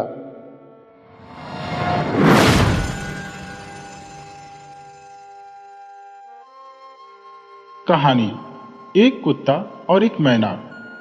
आज से कई वर्ष पहले गुरुदेव के मन में आया कि शांति निकेतन को छोड़कर कहीं अन्यत्र जाए। स्वास्थ्य बहुत अच्छा नहीं था, शायद इसलिए यह पता नहीं क्यों तय पाया कि वे श्रीनिकेतन के पुराने तिमंजिले मकान में कुछ दिन रहे। शायद मौज में आकर ही उन्होंने यह निर्णय किया हो। वे सबसे ऊपर के तल्ले में रहने लगे। उन दिनों ऊपर तक पहुंचने के लिए लोहे की चक्करदार सीढ़ियां थी और वृद्ध और क्षीण वपु रविंद्रनाथ के लिए उस पर चढ़ सकना असंभव था। फिर भी बड़ी कठिनाई से उन्हें वहां ले जाया जा सका। उन दिनों छुट्टियां थी। आश्रम के अधिकांश लोग बाहर चले गए थे। एक दिन हमने सपरिवार उनके दर्शन की ठानी। दर्शन को मैं जो यहाँ विशेष रूप से दर्शनीय बनाकर लिख रहा हूं, उसका कारण यह है कि गुरुदेव के पास जब कभी मैं जाता था तो प्रायः वे यह कहकर मुस्कुरा देते थे कि दर्शनार्थी है क्या। शुरू में मैं उनसे ऐसी बांग्ला में बात करता था। वस्तुतः हिंदी मुहावरों का अनुवाद हुआ करती थी। किसी बाहर के अतिथि को जब मैं उनके पास ले जाता था तो कहा करता था, एक भद्र लोक आपनार दर्शनेर जन्य ऐसे छेन। ये बात हिंदी में जितनी प्रचलित है उतनी बांग्ला में नहीं, इसलिए गुरुदेव जरा मुस्कुरा देते थे। बाद में मुझे मालूम हुआ कि मेरी यह भाषा बहुत अधिक पुस्तकीय है और गुरुदेव ने उस दर्शन शब्द को पकड़ लिया था। इसलिए जब कभी मैं असमय में पहुंच जाता था तो वे हंसकर पूछते थे, दर्शनार्थी लेकर आए हो क्या? यहाँ यह दुख के साथ कह देना चाहता हूँ कि अपने देश के दर्शनार्थियों में कितने ही इतने प्रगल्भ होते थे कि समय असमय, स्थान अस्थान, अवस्था अनवस्था की एकदम परवाह नहीं करते थे और रोकते रहने पर भी आ ही जाते थे। ऐसे दर्शनार्थियों से गुरुदेव कुछ भीत भीत से रहते थे। अस्तु, मैं बाल बच्चों की एक दिन श्री निकेतन जा पहुंचा। कई दिनों से उन्हें देखा नहीं था। गुरुदेव वहां बड़े आनंद में थे, अकेले रहते थे। भीड़ भाड़ उतनी नहीं होती थी जितनी शांति निकेतन में। जब हम लोग ऊपर गए तो गुरुदेव बाहर एक कुर्सी पर चुपचाप बैठे अस्तगामी सूर्य की ओर ध्यान स्तमित नयनों से देख रहे थे। हम लोगों को देखकर मुस्कुराए, बच्चों से जरा छेड़छाड़ की, कुशल प्रश्न पूछे और फिर चुप हो रहे। ठीक उसी समय उनका कुत्ता धीरे धीरे ऊपर आया और उनके पैरों के पास खड़ा होकर पूंछ हिलाने लगा। गुरुदेव ने उसकी पीठ पर हाथ फेरा। वह आंखें मूंद कर अपने रोम रोम से उस स्नेह रस का अनुभव करने लगा। गुरुदेव ने हम लोगों की ओर देखकर कहा, देखा तुमने, ये आ गए। कैसे इन्हें मालूम हुआ कि मैं यहां हूं? आश्चर्य है। और देखो कितनी परितृप्ति इनके चेहरे पर दिखाई दे रही है। हम लोग उस कुत्ते के आनंद को देखने लगे।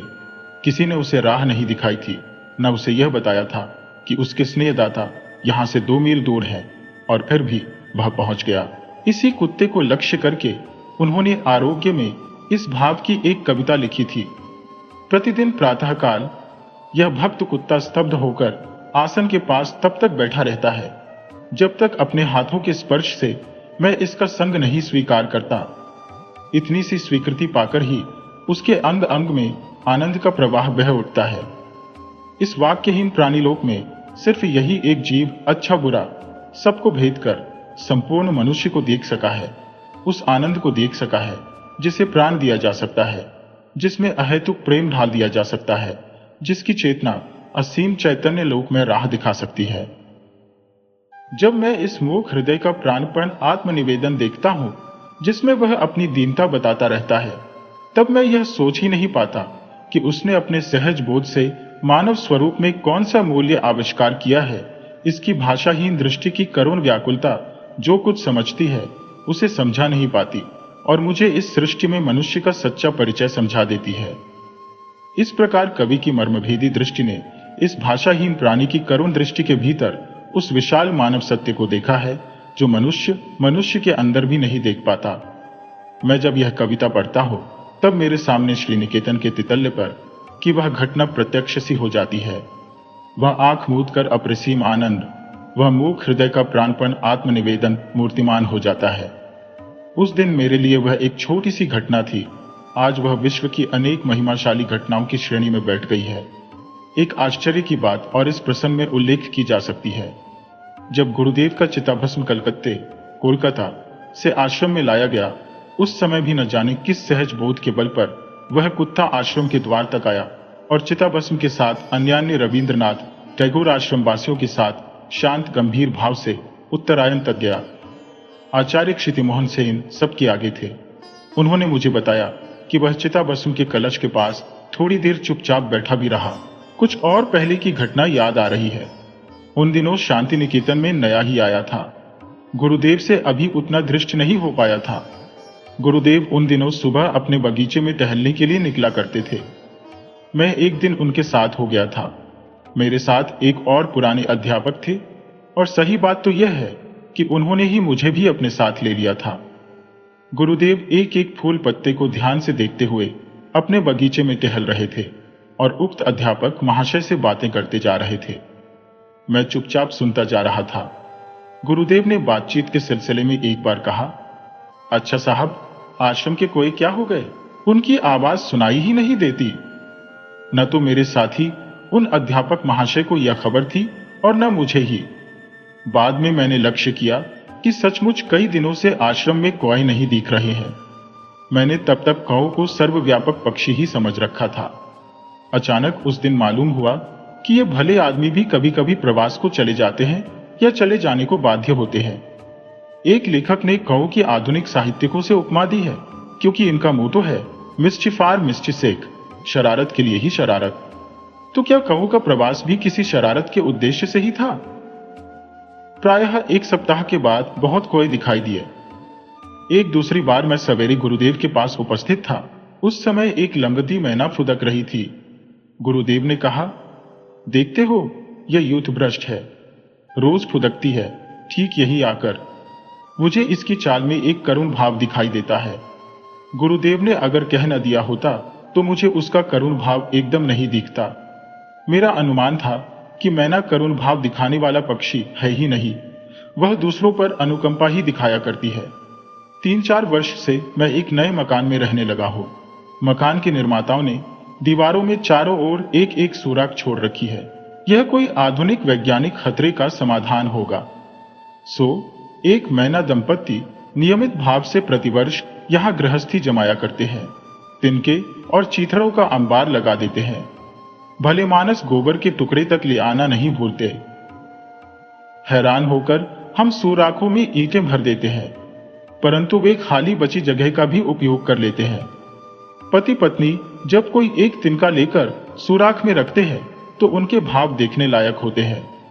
पत्नी देवी का तो क्या कहना, एक तिनका ले आई तो फिर एक पैर पर खड़ी होकर जरा पंखों को फटकार दिया, चोंच को अपने ही पैरों से साफ कर लिया और नाना प्रकार की मधुर और विजोद घोषी वाणी में गान शुरू कर दिया। हम लोगों की तो उन्हें कोई परवाह ही नहीं रहती। अचानक इसी समय अगर पति देवता भी कोई कागज का या गोबर का टुकड़ा लेकर उपस्थित हुए तब तो क्या कहना। दोनों के नाच गान और आनंद नृत्य से सारा मकान मुखरित हो उठता है। इसके बाद ही पत्नी देवी जरा हम लोगों की ओर मुखातिब होकर लापरवाही भरी अदा से कुछ बोल देती है। पति देवता भी मानो मुस्कुराकर हमारी ओर देखते, कुछ रिमार्क करते और मुंह फेर लेते हैं। पक्षियों की भाषा तो मैं नहीं जानता, पर मेरा निश्चित विश्वास है कि उनमें कुछ इस तरह की बातें हो जाया करती है। पत्नी, ये लोग यहाँ कैसे आ गए जी? पतियों हो बेचारे आ गए हैं तो रह जाने दो, क्या कर लेंगे? पत्नी, लेकिन फिर भी इनको इतना तो ख्याल होना चाहिए कि यह हमारा प्राइवेट घर है। पति आदमी जो है, इतनी अक्ल कहां? पत्नी, जाने भी दो। पति, और क्या? इस प्रकार की मैना कभी करुण हो सकती है, यह मेरा विश्वास ही नहीं था। गुरुदेव की बात पर मैंने ध्यान से देखा तो मालूम हुआ कि सचमुच ही उसके मुख पर एक करुण भाव है। शायद यह विधुर पति था जो पिछली स्वयंवर सभा के युद्ध में आहत और परास्त हो गया था। यह विधवा पत्नी है जो पिछले बिड़ाल के आक्रमण के समय पति को खोकर युद्ध में ईशत चूर खाकर एकांत विहार कर रही है। हाय, क्यों इसकी ऐसी दशा है? शायद इसी मैना को लक्ष्य करके गुरुदेव ने बाद में एक कविता लिखी थी, जिसके कुछ अंश का सार इस प्रकार है। उस मैना को क्या हो गया है, यही सोचता हूं। क्यों वह दल से अलग होकर अकेली रहती है? पहले दिन देखा था सेमर के पेड़ के नीचे मेरे बगीचे में, जान पड़ा जैसे एक पैर से लगधा रही हो।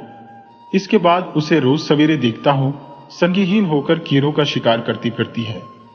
चढ़ जाती है बरामदे में, नाच नाच कर चहलकदमी किया करती है, मुझसे जरा भी नहीं डरती।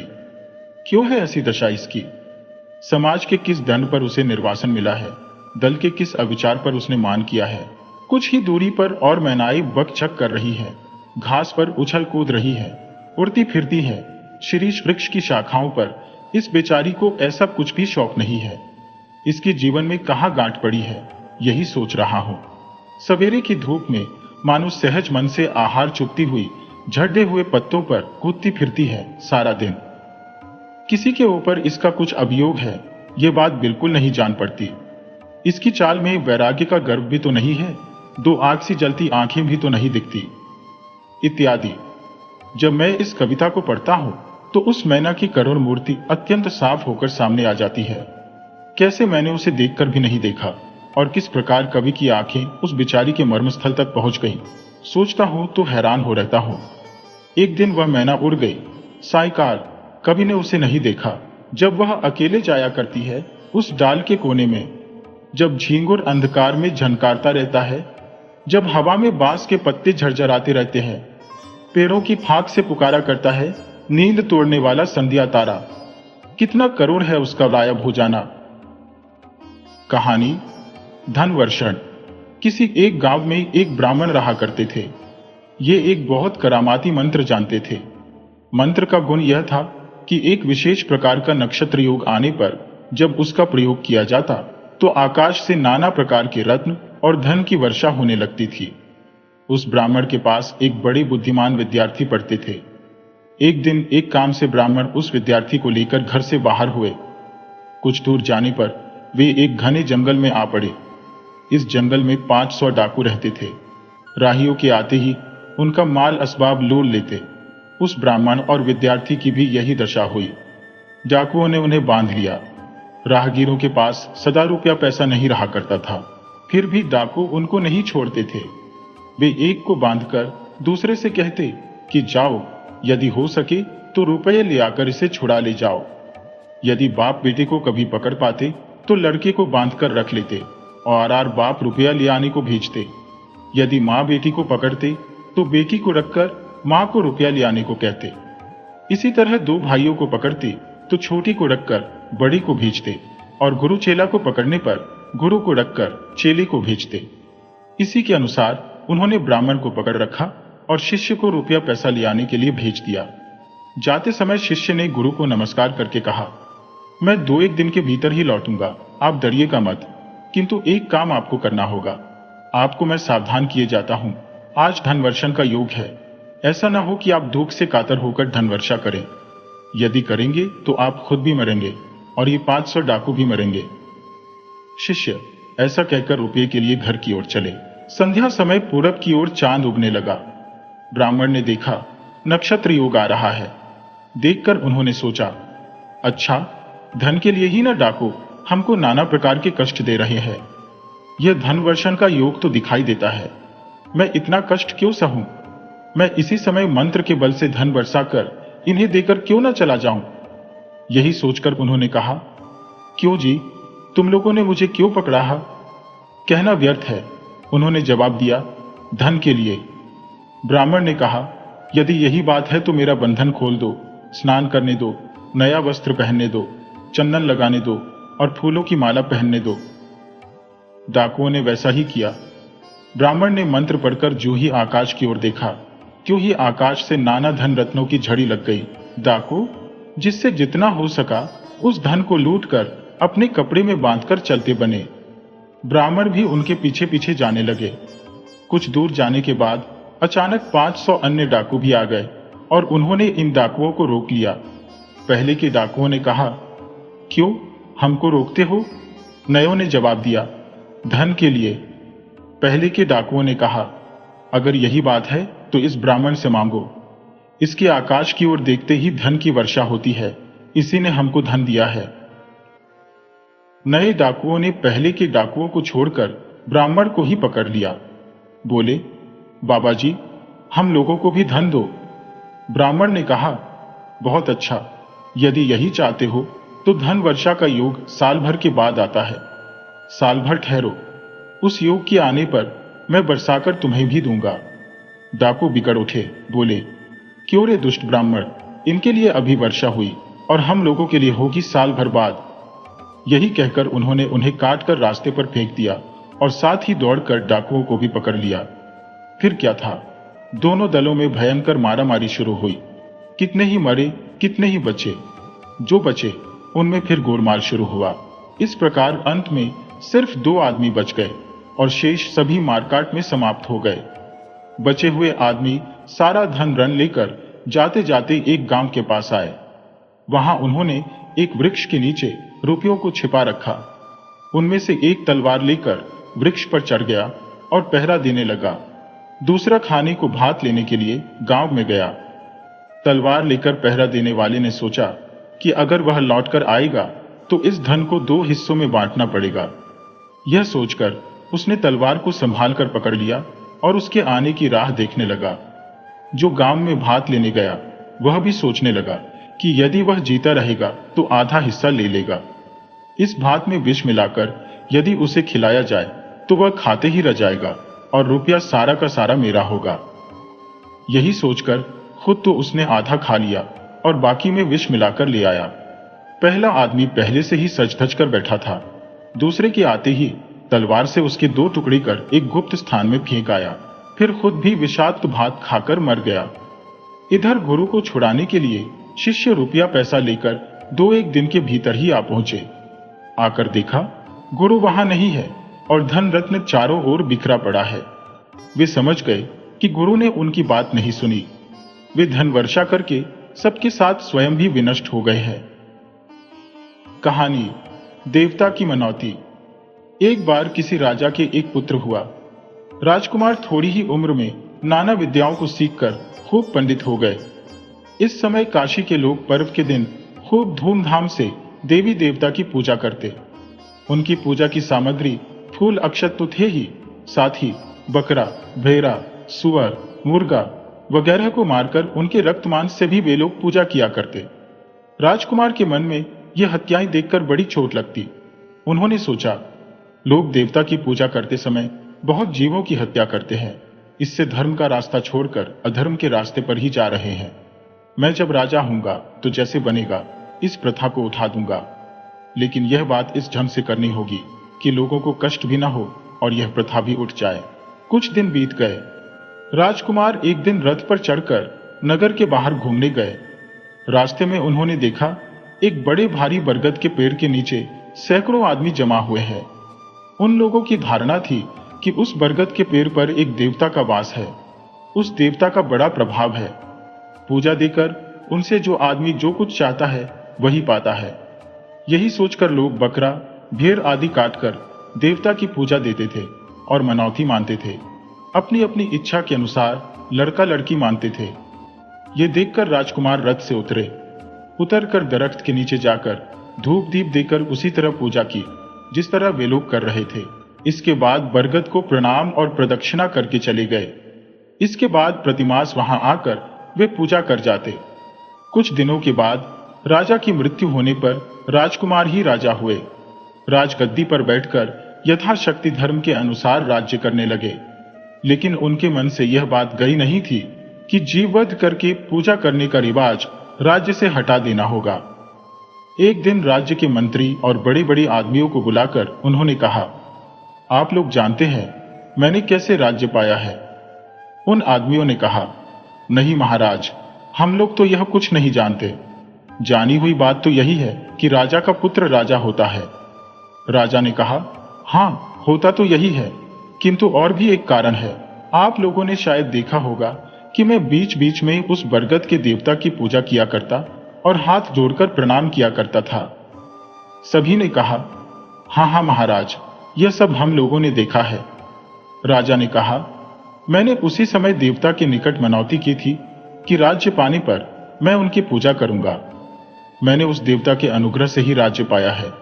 मुझे उनकी पूजा करनी होगी, इसलिए आप लोग उसकी तैयारी कर दीजिए। उन लोगों ने कहा, बताइए महाराज, क्या तैयारी की जाए? राजा ने कहा, मैंने मनौती की है कि हमारे राज्य में जितने पाखंड हैं, जो जीव हत्या करते हैं, झूठ बोलते हैं, चोरी करते हैं और इसी तरह के अन्य पाप कर्म करते हैं, उन्हीं के रक्त मांस और कलेजे से उस देवता की पूजा करूंगा। इन्हीं को जुटाना होगा।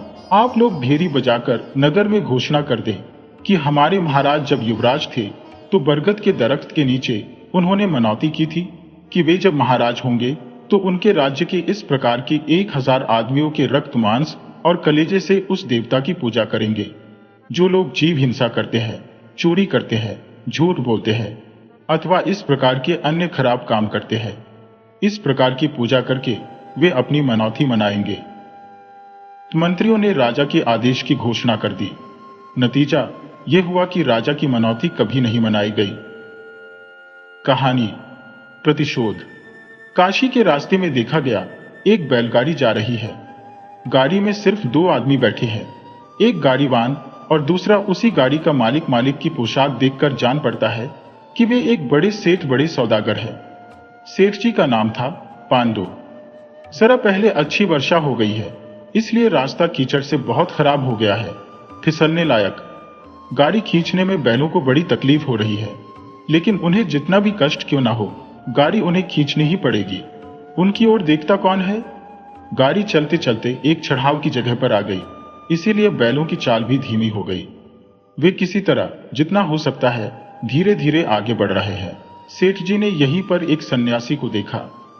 सन्यासी का सिर मुंडा हुआ है और उनके पहनावे में नारंगी रंग का एक कपड़ा और चादर बड़ी खूबी से पहने गए हैं। इन कपड़ों से सारा शरीर ढक गया है। उनका मुंह खूब सुंदर, शांत और प्रफुल्ल है। संसार के मंगल के लिए बुद्धदेव जो रास्ता दिखा गए हैं, सन्यासी उसी पथ के पथिक है। इसीलिए लोग उन्हें बौद्ध सन्यासी या बौद्ध भिक्षु कहा करते थे। जिस समय की बात हो रही है, उस समय देश में बहुत बौद्ध सन्यासी थे। इस सन्यासी को लोग श्रमण नारद कहकर पुकारते। सन्यासी को देखकर ही सेठ के मन में भक्ति जगी।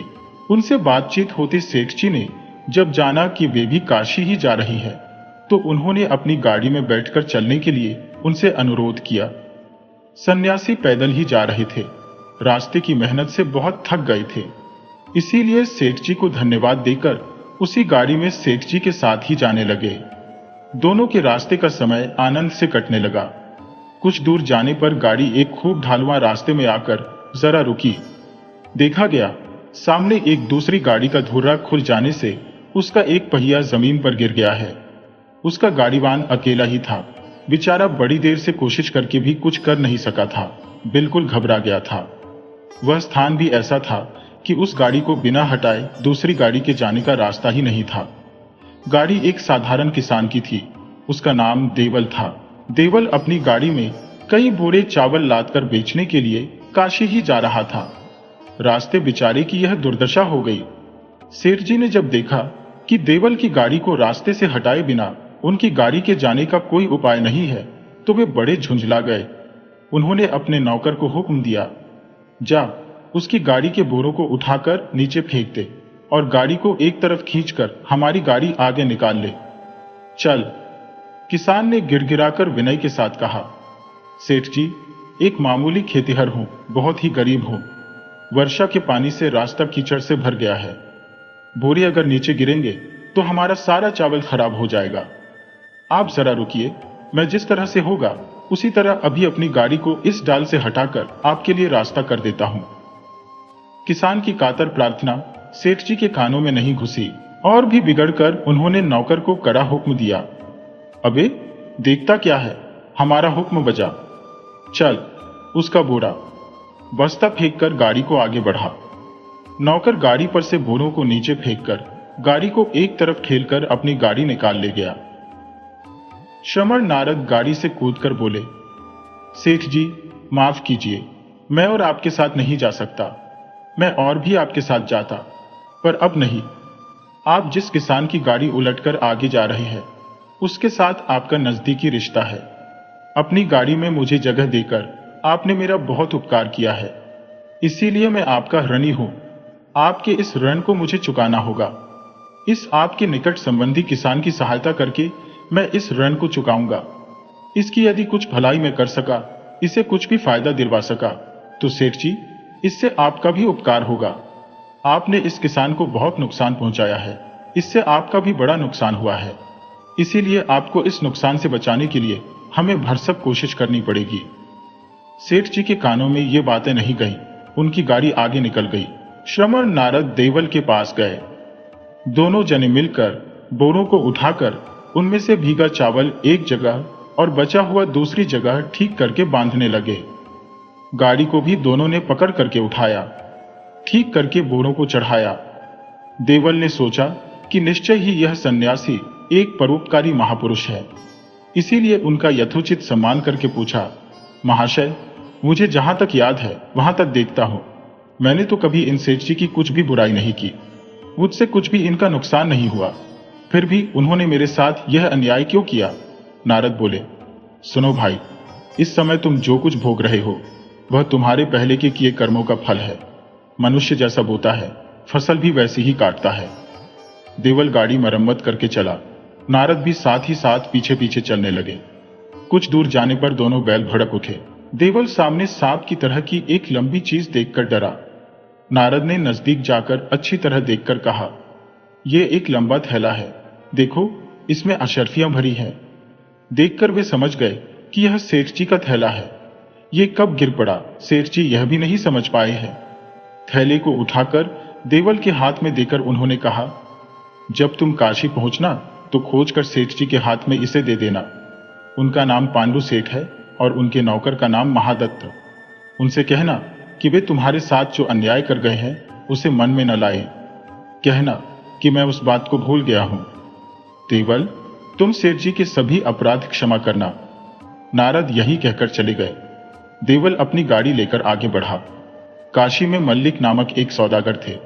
पांडु सेठ काशी में इन्हीं की आढ़त में कारोबार करते थे, इसीलिए दोनों में खूब प्रेम था।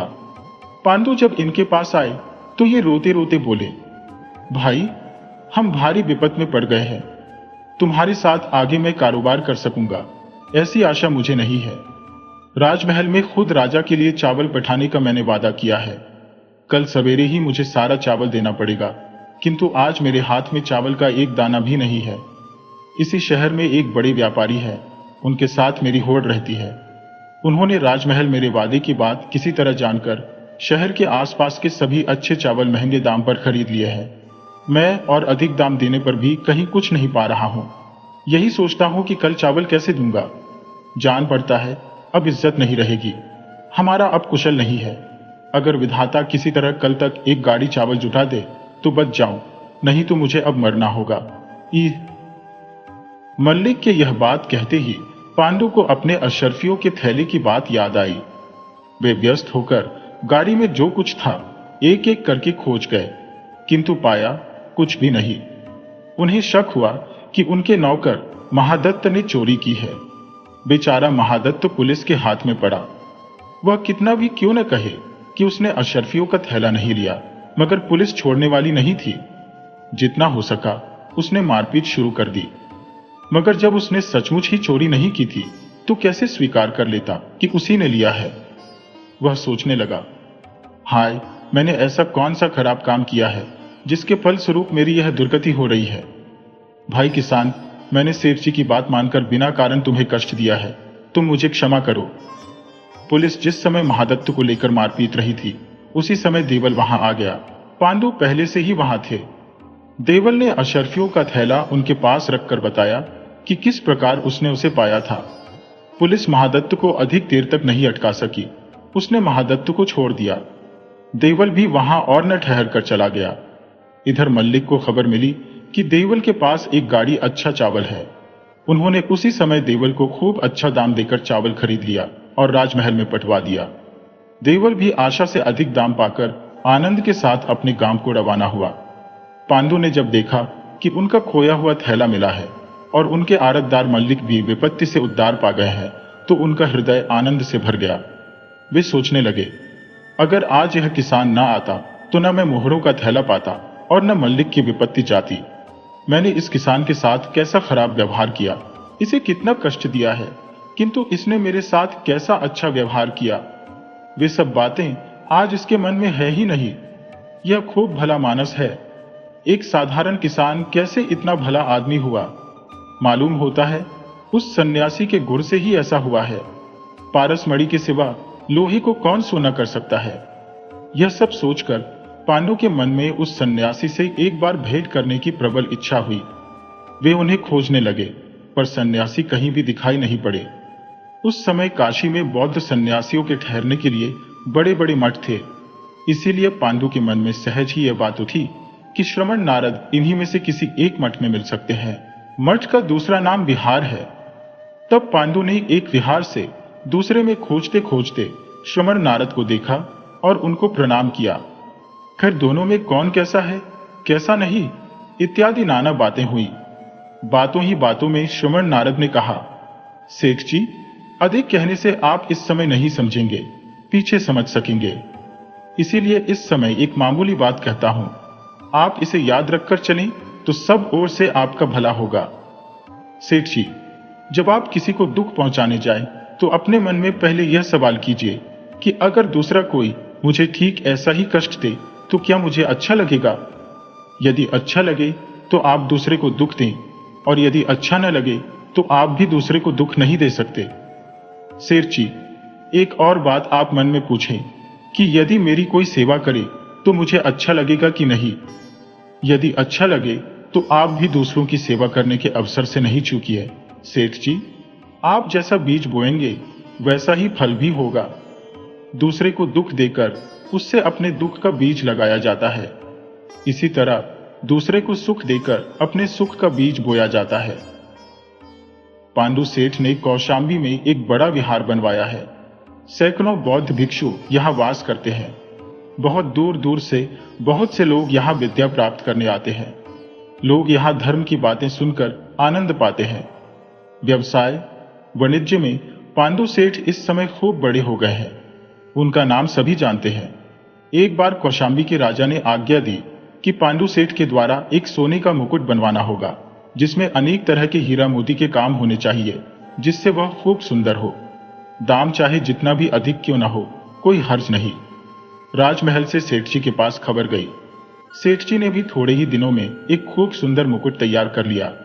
जब वे इस मुकुट को लेकर कौशाम्बी जाने लगे तो साथ में और भी कई तरह के जवाहरात ले लिए, क्योंकि वहां इनकी बिक्री सहज ही में हो सकती थी। बहुत रुपए का सामान साथ में होने के कारण सेठ जी ने साथ में 20-25 सिपाही भी ले लिए, क्योंकि मुमकिन था कि रास्ते में कोई विपद आ पड़े। कौशाम्बी के रास्ते में एक जगह थोड़ी खतरनाक थी। वहां रास्ते के दोनों ओर पहाड़ है। रास्ता बीच से होकर जाता है। इसी जगह एक छोटे से गांव में कई डाकू रहते थे। अवसर पाकर राहगीरों को मारपीट कर उनका सामान लूट लेना ही उनका काम था। सेठ जी जब इस स्थान पर पहुंचे तो 50-60 डाकुओं ने आकर उन्हें घेर लिया। सिपाही उनके साथ खूब लड़े, मगर कुछ कर न सके। सेठ जी के पास जो कुछ था डाकू लूट कर ले गए। उनका सब कुछ चला गया। मुकुट के साथ जो जवाहरात लाए थे वह भी गया, कुछ भी नहीं बचा। सिर पर हाथ रखकर वे जमीन पर बैठ गए। सेठ जी के मन में खूब चोट लगी, किंतु वे चुप रह गए। बाहर कुछ भी प्रकट नहीं होने दिया। उन्होंने सोचा, एक दिन मैंने भी कम अत्याचार नहीं किए हैं। कितने लोगों को कितना कष्ट दिया है, यह बात आज मैं समझ रहा हूं।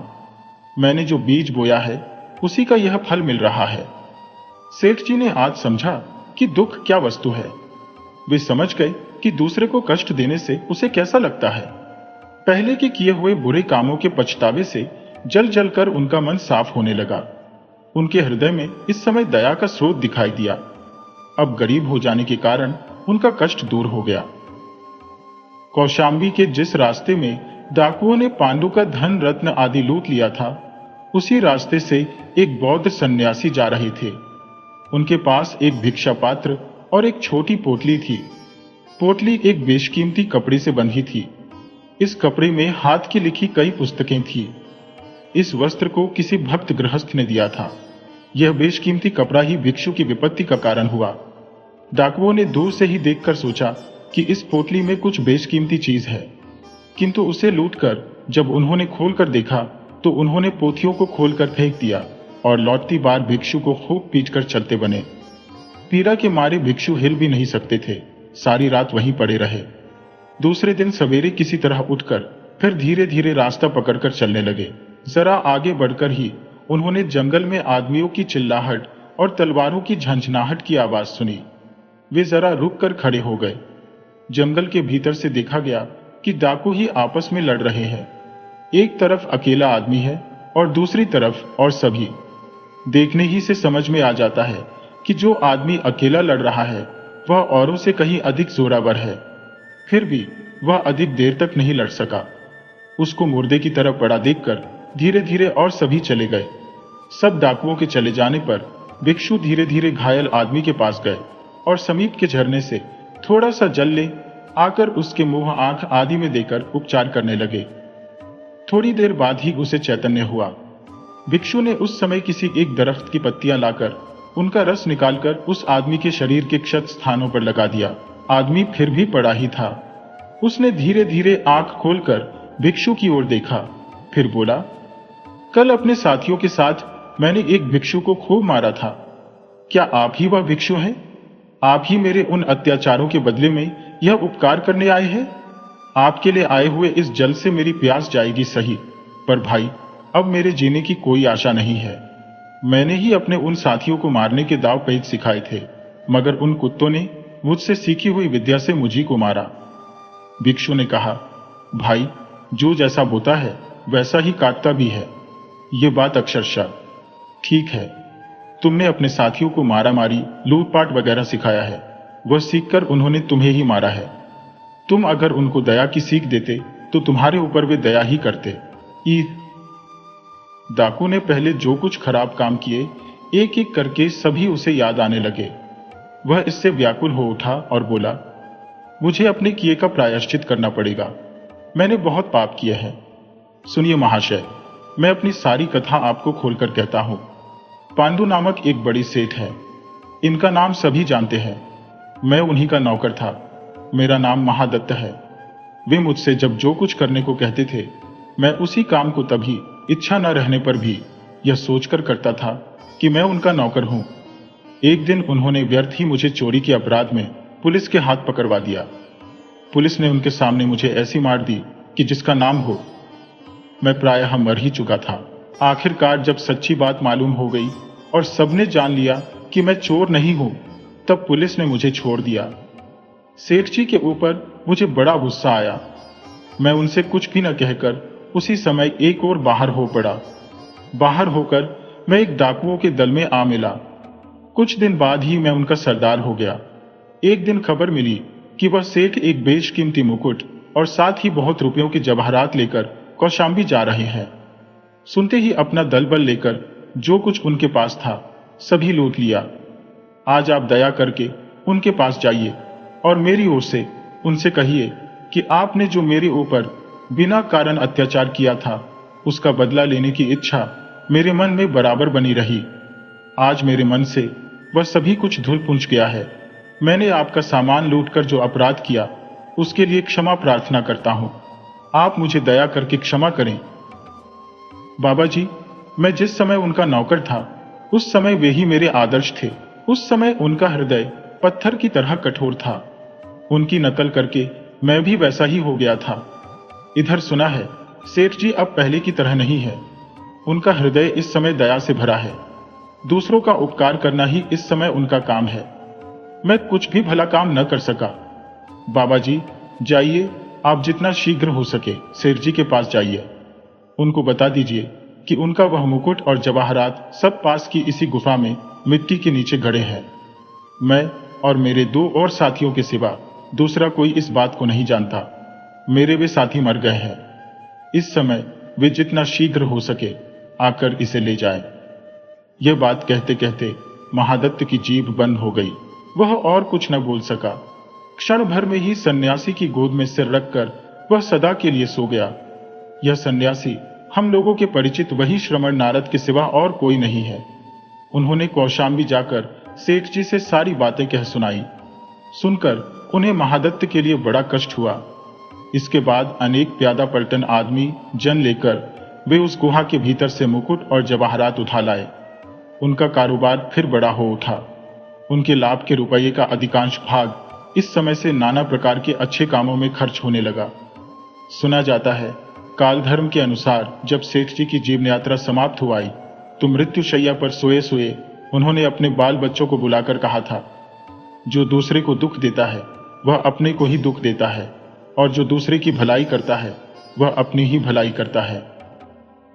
कहानी त्रितंत्र। बहुत दिनों की बात है। एक राजा के राज्य में एक गृहस्थ को एक लड़का हुआ। माँ बाप ने उसका नाम कुमार रखा। कुमार के बड़े होने पर उसके माता पिता ने उसका विवाह एक गृहस्थ की लड़की से कर दिया। कुछ दिन बाद उसे लड़के लड़कियां भी हुईं।